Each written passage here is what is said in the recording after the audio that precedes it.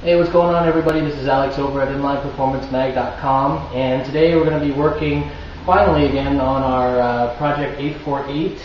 The good folks over at Maxmoto provided us with a color-matched set of front brake lines from Melvin.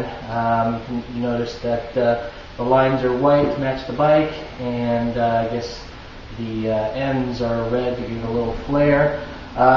As you may remember, the stock calipers that came on this bike is the lower spec Brembo ones, but for now I think in the interest of getting the bike up and running again, we'll just keep the calipers. But as you can tell here from the two red tapes that we have on the original steel braid brake lines, it was pinched. So we're just going to reinstall the calipers today and switch out the brake lines.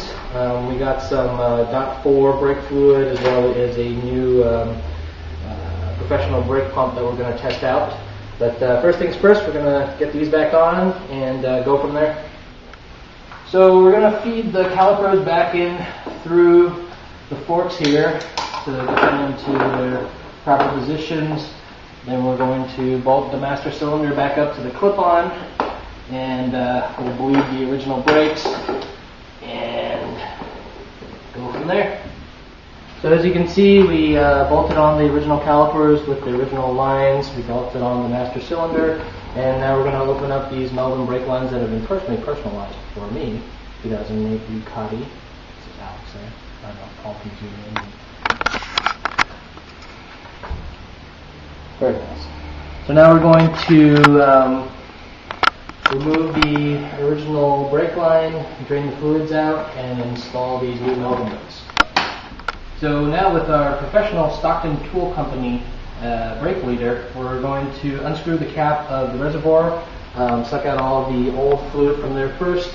Then we're probably going to go through the master cylinder, and then finally through each caliper to make sure that we get out as many of the fluid as possible first before we take off the line. You see our reservoir is now empty. We've drained the master cylinder as well, and I'm going to take this opportunity actually to replace the reservoir with a nifty Rizoma one that we have. Looks nice and sleek, and it also is not see-through, so none of the UV rays can go inside and deteriorate the brake fluid.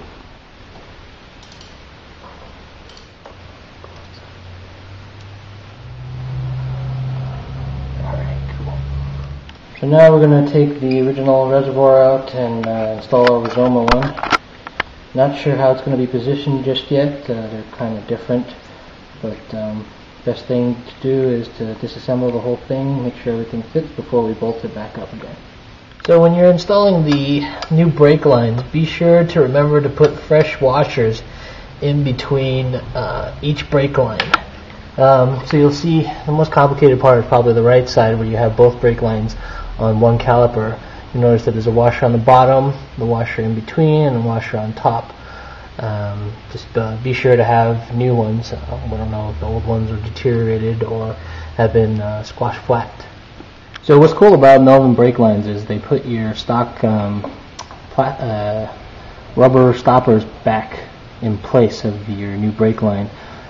So in order to put this through, we're going to need a 8mm, and open it up. We're going to squeeze the rubber through and then tighten it back up, and that's how you feed the brake line back up to the front brake lever.